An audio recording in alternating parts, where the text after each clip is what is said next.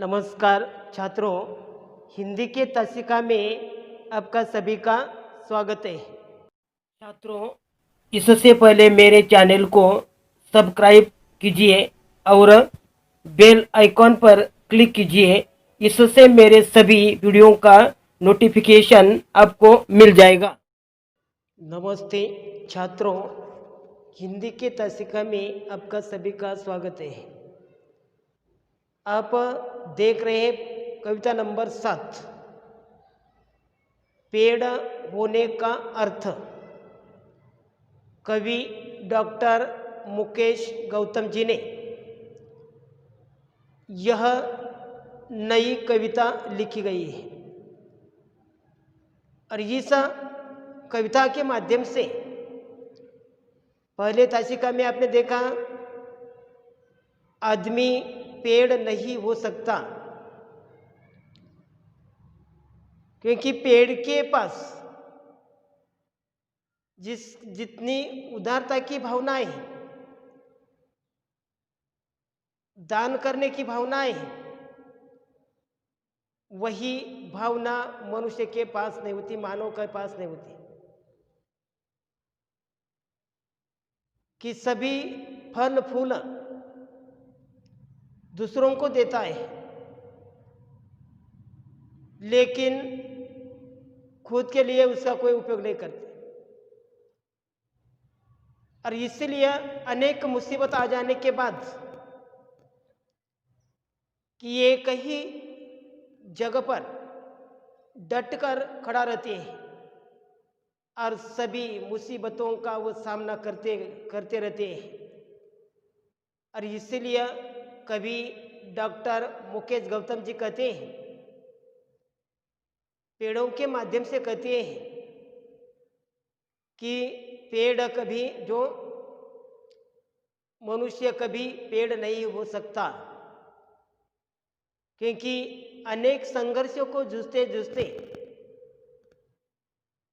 अनेक तूफानों को लड़ते लड़ते पेड़ डटकर खड़ा रहता है और सभी का सामना करता है, लेकिन मनुष्य यह सामना नहीं कर सकता। इसलिए कवि डॉक्टर मुकेश गौतम जी कहते हैं कि मनुष्य कभी पेड़ नहीं हो सकता। और इसीलिए यह पहले तासिका में देखा। दूसरे तासिका में हौसला है पेड़। पेड़ के हौसला के बारे में आपने बताया है कि जहाँ भी खड़ा है, सड़क के, झील या कोई पहाड़ पर, और इसलिए कई जो पेड़ हैं, कई जिले में खड़े, कहीं सड़क के किनारे, कहीं पहाड़ पर है, लेकिन वह हमेशा के लिए डटकर खड़े रहते हैं। उसका उधर निर्वाह करने के लिए कोई नहीं। जब से अंकुरित होता है तब से वह हर एक चीज़ का वो सामना करना रहता है। और इसीलिए कभी कहते हैं, भेड़िया हो या बाघ हो या शेर की दहाड़ हो, लेकिन पेड़ किसी को डरता नहीं है। और इसलिए पेड़ कभी जो किसी की हत्या, वह खुद आत्महत्या यह पेड़ नहीं कर सकता है। और इसीलिए पेड़ सभी का स्वागत करता है। सभी को जो राह पर जो फूल बिछा देते हैं, राह को ठंडक हवा देते हैं। और इसीलिए लेकिन अनेक मुसीबतों को टकराते टकराते ठूंठ बन जाता है, लेकिन उसके अंदर, उसी के ऊपर अभी भी जो चिड़ियों का घोंसला है, और वही घोंसले में यह छोटे बच्चे हैं, जहाँ चाहते बच्चे दिखाई देते हैं, सुरक्षित है। कि इसलिए ये पेड़ हौसला है, यह आपने देखा है। और आज की तासिका में आप देखेंगे, दाता है पेड़, कि यह दूसरों को दान करता है। जैसा जड़ है, तना है, शाखा है, पत्ते हैं, पुष्प है, फल है और बीज है, यह सभी दूसरों के लिए देता है। और इसीलिए कवि डॉक्टर मुकेश गौतम जी कहते हैं कि दाता है पेड़। इस कविता के माध्यम से अब देख रहे हैं, तो देखिए मैं कविता पढ़ता हूँ। जड़, तना, शाखा, पत्ती, पुष्प, फल और बीज हमारे लिए ही तो है पेड़ की हर एक चीज। जड़, तना, शाखा, पत्ती, पुष्प, फल और बीज हमारे लिए ही है तो है पेड़ की हर एक चीज। किसी ने उसे पूजा, किसी ने उस पर कुल्हाड़ी चलाई, पर कोई बताए क्या पेड़ ने एक बूंद भी आंसू की गिराई। हमारी सांसों के लिए शुद्ध हवा, बीमारी के लिए दवा, शव यात्रा, शगुन या बारात सभी के लिए देता है पुष्प की सौगत। आदिकाल से आज तक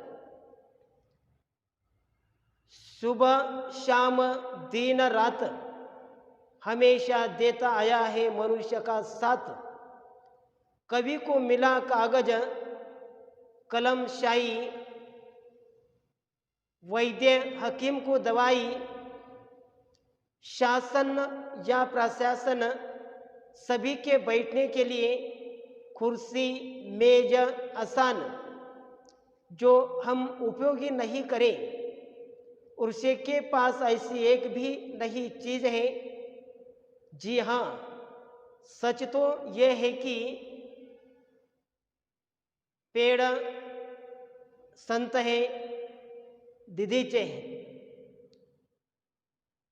कि सच तो यह है कि पेड़ संत है दधीची है। कि उसी प्रकार इस कविता के माध्यम से कवि ने कहा है, फिर से देखिए एक बार कविता। जड़, तना, शाखा, पत्ती, पुष्प, फल और बीज हमारे लिए ही तो है पेड़ की हर एक चीज। किसी ने उसे पूजा, किसी ने उस पर कुल्हाड़ी चलाई, पर कोई बताए क्या पेड़ ने एक बूंद भी आंसू की गिराई। हमारी सांसों के लिए शुद्ध हवा, बीमारी के लिए दवा, शव यात्रा, शगुन या बारात सभी के लिए देता है पुष्प की सौगात। अधिकाल से आज तक सुबह शाम दिन रात हमेशा देता आया है मनुष्य का साथ।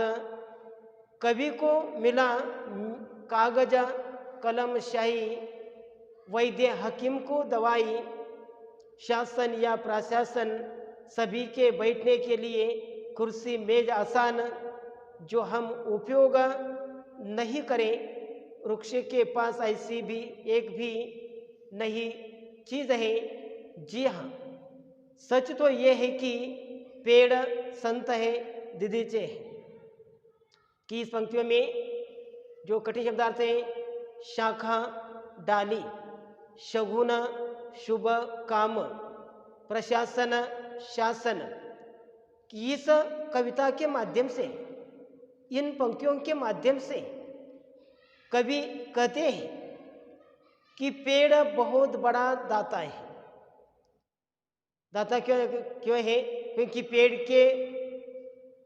पेड़ के फलों के गुणों से तो सभी परिचित है। पेड़ बहुत बड़ा दाता है। पेड़ों के फलों के गुणों से तो सभी परिचित हैं, परंतु इसके साथ ही पेड़ की जड़, तना, शाखा हो या पत्ते, फूल और बीज, पेड़ का कोई भी भाग अनुपयोगी नहीं होता।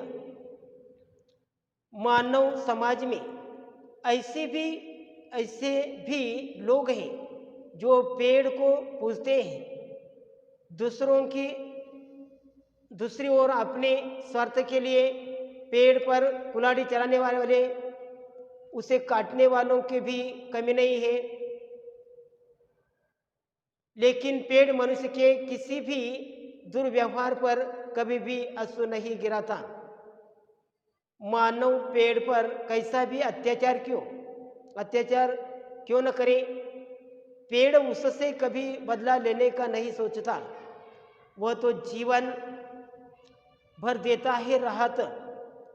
हम स्वच्छवास के माध्यम से भी जो विषैली वायु बाहर छोड़ते हैं, स्वच्छवास के माध्यम से जो विषैले वायु बाहर छोड़ते हैं, पेड़ उसे स्वच्छ करके हमें स्वास्थ्यवर्धक वायु प्रदान करता है। पेड़ रोगों के लिए विभिन्न प्रकार की औषधियाँ देता है। मनुष्य समाज में किसी की शव यात्रा हो या कोई शुभ कार्य हो या फिर भी किसी की बारात, पेड़ सभी को सजावट के लिए पुष्पों की सौगंध देता है। जब से सृष्टि का आरंभ हुआ, अनादि काल से पेड़ हमेशा मनुष्य को देता ही आया है। पेड़ कवि को कागज कलम तथा शाही प्रदान करता है। पेड़ वैद्य और हकीम को विभिन्न रोगों के लिए दवाई देता है। पेड़ शासन और प्रशासन के लोगों को कुर्सी, मेज और आसन देता है। वास्तव में देखा जाए तो पेड़ की ऐसी कोई भी वस्तु नहीं जो मनुष्य के काम न आती हो, जो मनुष्य के काम न आती हो। पेड़ संत के समान है। जिस प्रकार संत होते हैं उसी प्रकार यह पेड़ संत के समान होते हैं, जो दूसरों को देते ही हैं, किसी से कुछ भी अपेक्षा नहीं रखते।